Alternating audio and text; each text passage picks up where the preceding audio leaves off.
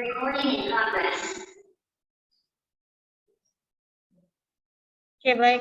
Kita mulai. Jadi, setelah minggu lalu kita membahas mengenai apa saja nanti yang akan kita pelajari di data mining, maka pada tahap berikutnya kita akan masuk ke pembahasan mengenai data understanding atau telaah data. Bagaimana kita mempersiapkan data agar nanti bisa kita gunakan dengan menggunakan metode yang sesuai.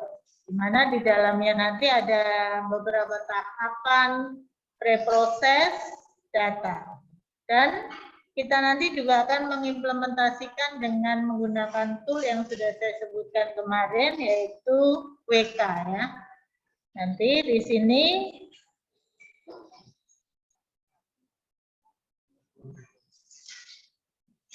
capaian pembelajarannya adalah kalian bisa mengerti jenis data, mempersiapkan data. Ini yang terpenting ya.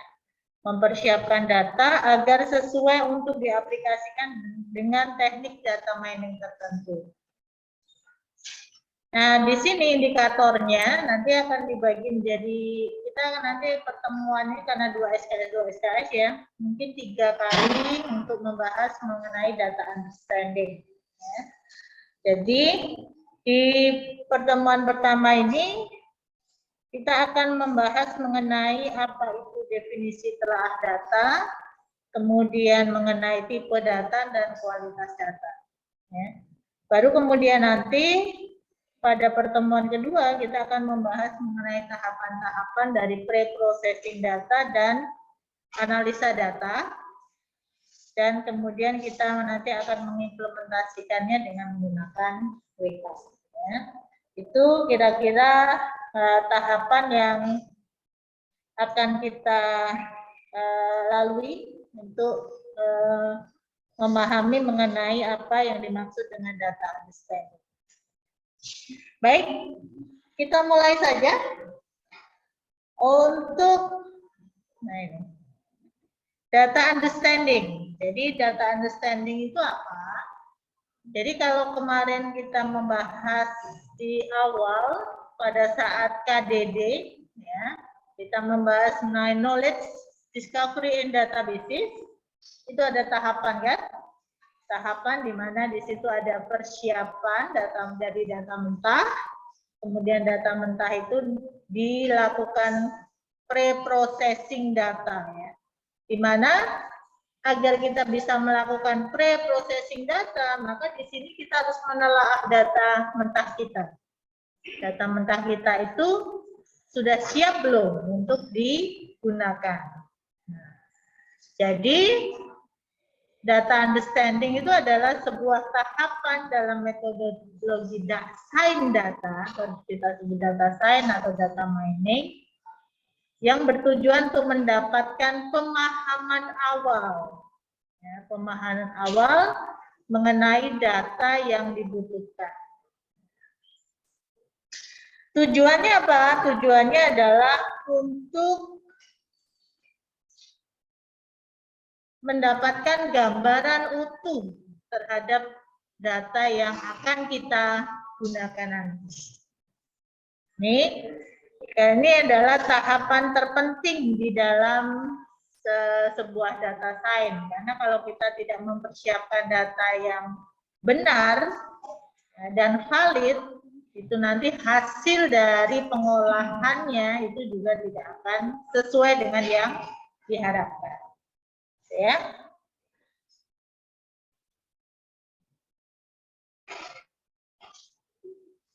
Nah, mengapa perlu data understanding? Itu tadi sudah saya ungkapkan. Karena data yang kita miliki ini masih berupa bahan mentah. Jadi bahan mentah atau raw material. Ya.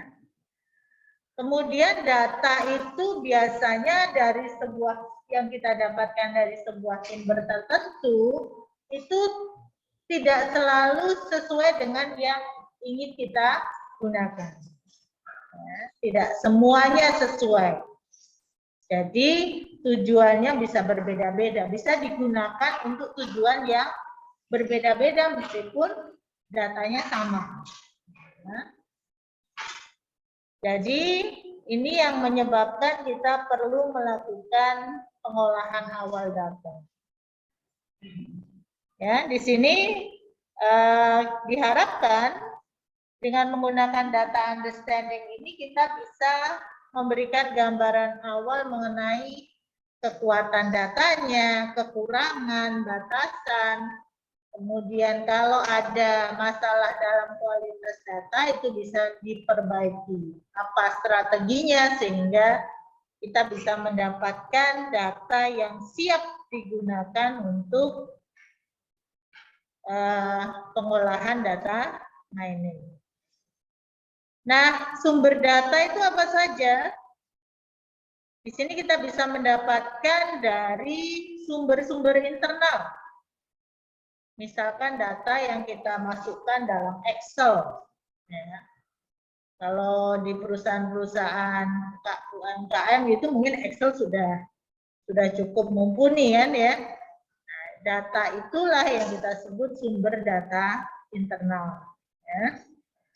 Kemudian kalau sudah menerapkan database, kalau ada sistem informasinya di sebuah perusahaan itu biasanya dia sudah menggunakan namanya database. Nah, database itu kalau di web bisa menggunakan MySQL, Oracle, ada SQL Server, nah, itu namanya database.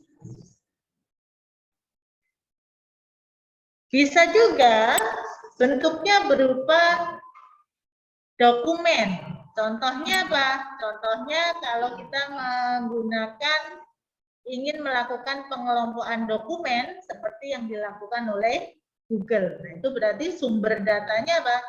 Sumber datanya adalah dokumen. Bisa dalam bentuk Word, TXT, kemudian apa lagi? PDF, ya kan? Jadi bentuk-bentuk yang berupa dokumen. Bisa juga bentuknya berupa data yang bukan apa di sini istilahnya multimedia, ya. Jadi sumber-sumber yang berdasarkan multimedia bisa dari suara.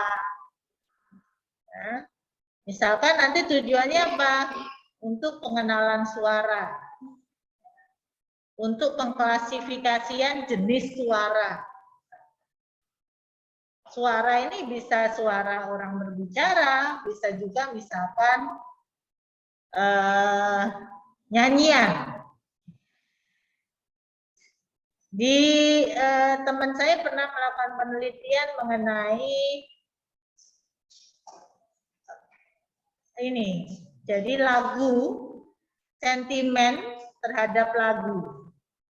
Jadi kalau lagu nadanya seperti ini tuh dia cenderung seperti apa? Apakah dia akan kalau lagu itu biasanya kan ada yang slow, kemudian romantis, nah, seperti itu. Kemudian yang cadas dan seterusnya. Nah itu dia bisa mengklasifikasikan berdasarkan suaranya, suara dari lagunya.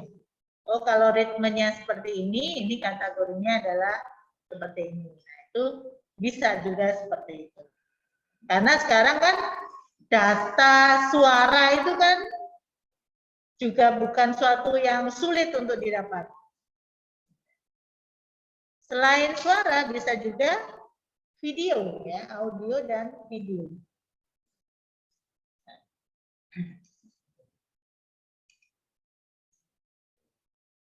Kemudian kita juga bisa mendapatkan data dari eksternal.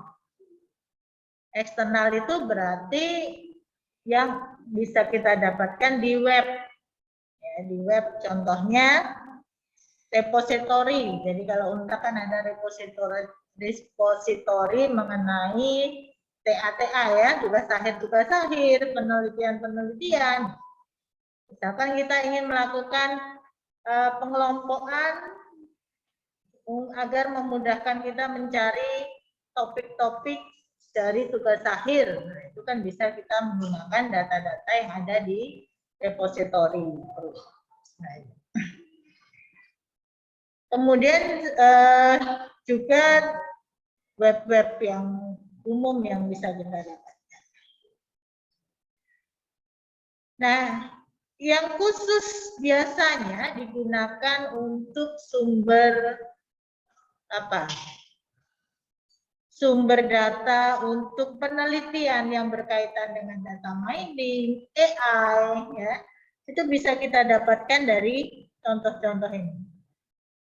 Ya, itu nanti coba kalian cek satu persatu seperti apa sih isinya. Nah, ini Indonesia ini sedang mengumpulkan data-data yang biasa digunakan untuk penelitian AI, itu menggunakan namanya portal Satu Data Indonesia.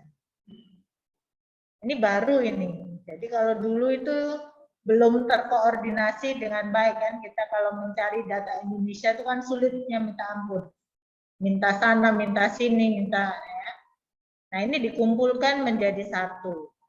Tapi ini pun masih sifatnya adalah sumbangan dari peneliti-peneliti. Misalkan peneliti A, dia meneliti tentang cuaca. Nah, datanya itu disumbangkan di situ. Bisa digunakan oleh yang lain. Jadi bukan dari instansi. Ini masih seperti itu. Karena di Indonesia pengalaman saya kemarin menjadi bagian dari tim research di BPPT tentang COVID, itu untuk mendapatkan data gambar CT scan COVID, itu prosedurnya sangat rumit.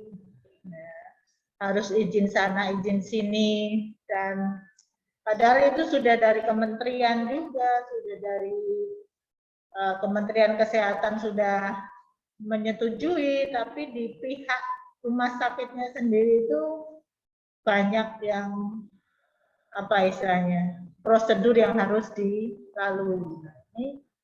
Sehingga menyebabkan Indonesia ini memang agak ketinggalan terkait dengan masalah penelitian yang melibatkan data-data tertentu. Jadi itu sangat, kayak ini sudah mulai ada namanya portal Satu Data Indonesia. Ya, semoga nanti instansi-instansi terkait itu bisa membagi dengan lebih ya fairly ya, jadi open, lebih terbuka.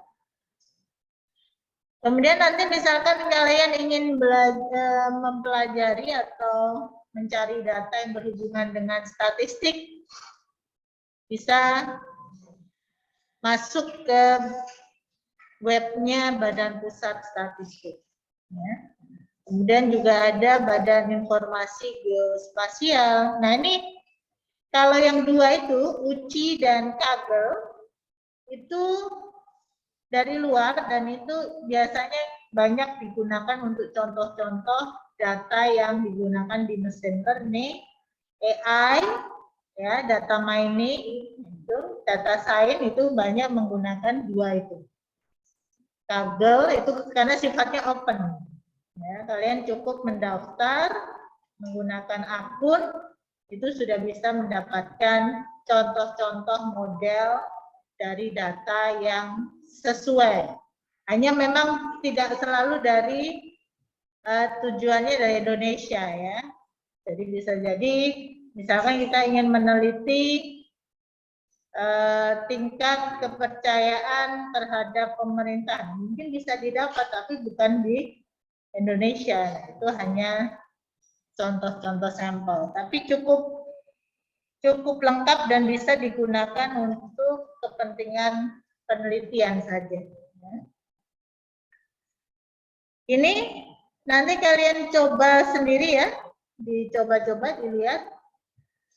Kemungkinan nanti kita akan mencoba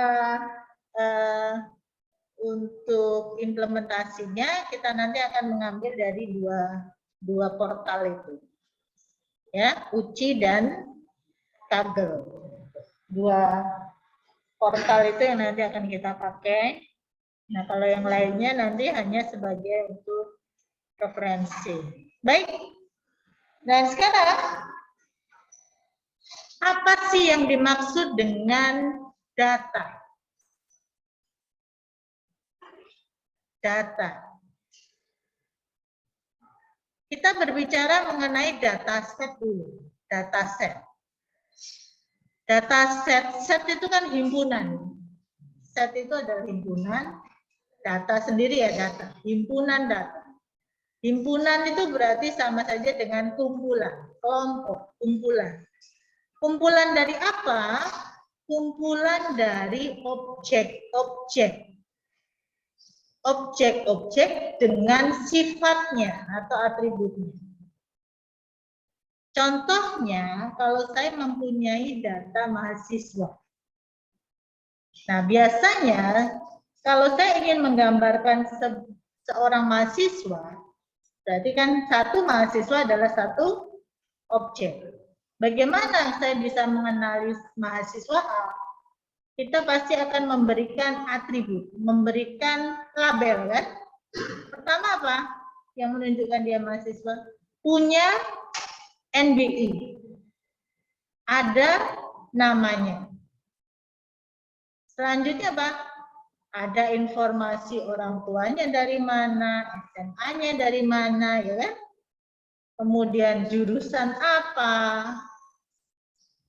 Kemudian alamatnya tinggalnya di mana. Nah, itulah yang disebut dengan atribut. Ya, jadi objeknya apa? Objeknya satu orang mahasiswa. Nah, kalau banyak mahasiswa dikumpulkan, maka itu adalah menjadi satu data set. Yang misalkan contohnya kita sebut dengan data mahasiswa. Kalau kita mau berbicara mengenai data dosen, juga sama. Data set dosen, berarti kumpulan dari dosen-dosen, ya kan? Dosen 1, dosen 2, bagaimana membedakan antara dosen 1, dosen 2, dosen 3? Ada atributnya, ada labelnya. Apa? Contohnya, kalau di dosen itu ada namanya NIDN. Nomor induk data dosen kan gitu. Kemudian apa? Ada namanya, ada spesialisasinya, lulusan apa. Itu adalah kita sebut dengan atribut. Jadi paham ya? Jadi atribut itu adalah sifat atau karakteristik yang menunjukkan objek tersebut. Ya. Jadi dataset yang bagaimana yang ingin kita tampilkan, maka itu diwakili oleh atributnya. Contohnya kalau saya tidak mau tentang mahasiswa saja, tapi mahasiswa yang misalkan yang pandai, maka karakteristiknya akan berbeda kan? Ya, karakteristiknya apa? Misalkan dari IPK-nya lebih dari sekian, kan gitu.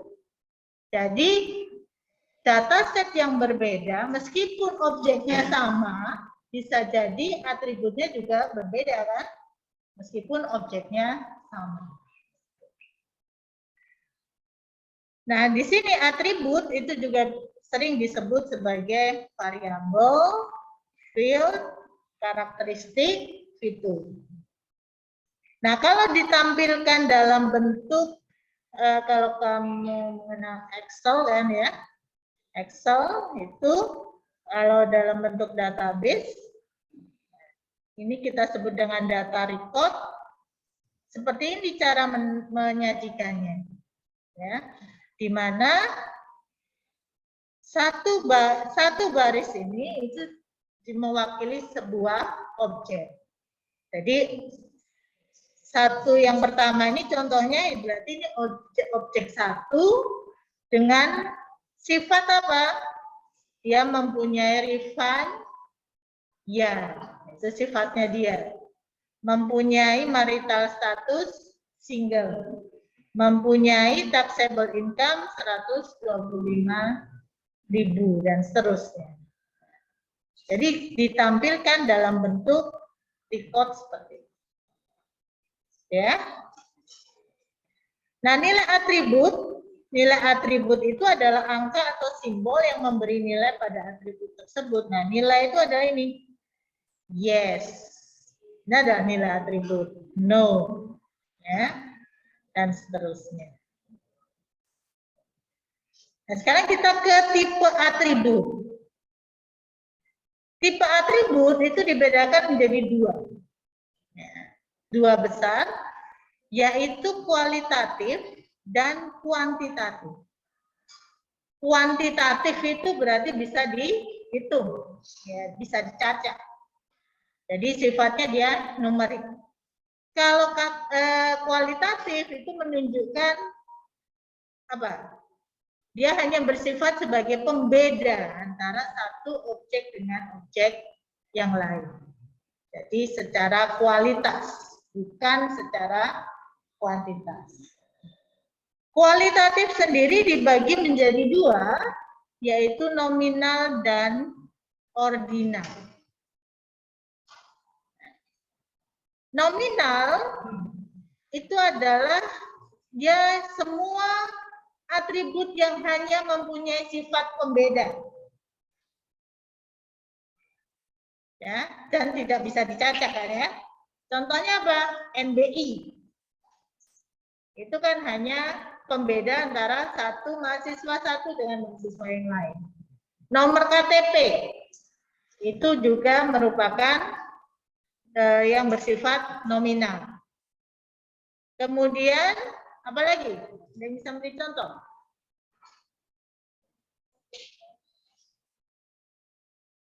Apa lagi? Ya? Ini apa?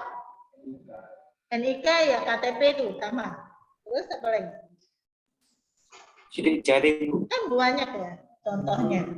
Kalau kita berbicara buku misalkan, buku itu ada nomor ISBN kan. Jadi itu unik untuk mewakili satu judul buku saja. Jadi dia hanya mempunyai sifat mengidentifikasi, membedakan antara satu objek dengan objek yang lain. Oke ya. Warna mata itu pun juga sifatnya nominal karena dia membedakan antara objek yang warna matanya biru dan yang hitam, misalkan. Lalu yang ada yang bersifat ordinal. Ordinal itu lebih spesifik lagi, dia bisa membedakan, tapi juga mempunyai tingkatan. Jadi punya level. Dari misalkan yang rendah menjadi tinggi, terang menjadi gelap. Jadi ada levelnya, ada tingkatannya. Nah, yang termasuk di situ contohnya apa? Nomor baju, ukuran baju. Ada S, M, L, XL, nah itu kan ada tingkatannya. Ya. Jadi dia sifatnya membedakan, tapi dia punya tingkatan. Itu yang membedakan. Kemudian yang bersifat kuantitatif, numerik. Dari sisi bentuknya itu dia pasti berupa bilangan. Dari sisi bentuknya. Tapi apakah semua bilangan pasti numerik? Tidak. Contohnya NBI tadi, bilangan ya. Tapi dia tidak punya arti bilangan. Kamu kan tidak membacanya 4.600 kan tidak. Tapi 46. Meskipun bilangan, tapi dia tidak mewakili sesuatu yang bisa dihitung. Ya. Nah, yang kuantitatif dibagi lagi menjadi dua, yaitu interval dan rasio. Kalau yang hampir semua, ya, semua variabel yang punya numerik itu masuknya ke rasio. Ya. Bedanya dengan interval apa? Interval ini dia bersifat hanya bisa dioperasikan penambahan. Contohnya tanggal. Tanggal itu kan tidak mungkin dikalikan. Ya kan? Jadi dia hanya bisa menambah. Hari ini ditambah dengan 1 nanja hari berikutnya, kan gitu. Betul tidak? Demikian juga jam. Jam dalam bentuk PM AM, kan? Dia hanya bisa ditambah 1 menit menjadi berapa titik berapa kan gitu. Beda dengan jumlah jam. Kalau jumlah jam, dia masuknya ke rasio. Misalkan saya mengajar, berapa lama saya mengajar kan dalam satuan jam ya, misalkan 2 jam. Saya bisa mengalihkan kalau itu nanti 2 hari jadi 2 kali 2 hari, kan gitu. Jadi 4 jam kan gitu. Jadi semua yang bisa dioperasikan mulai dari penambahan, pengurangan, perkalian, pembagian itu masuknya ke rasio. Jadi kan hampir semua masuk ke rasio.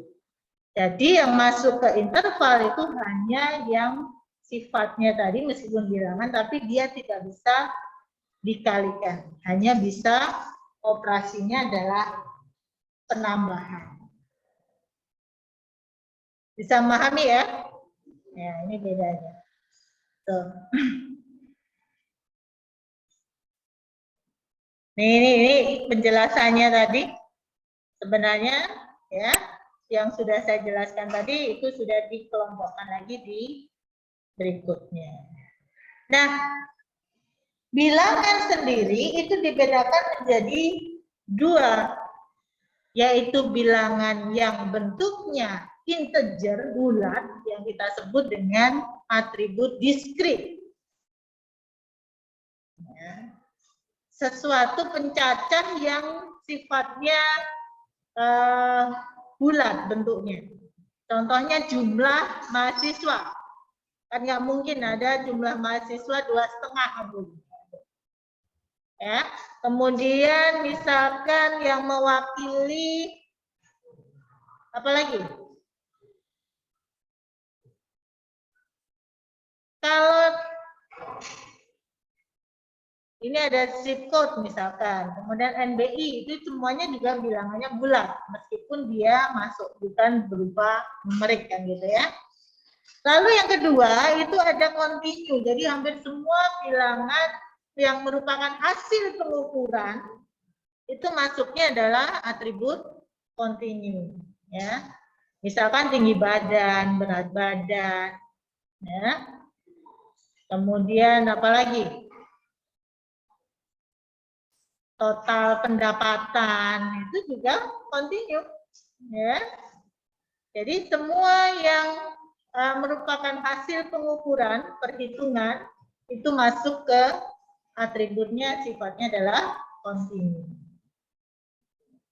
Tuh, itu cara membedakannya seperti itu. Ya. Nah, sekarang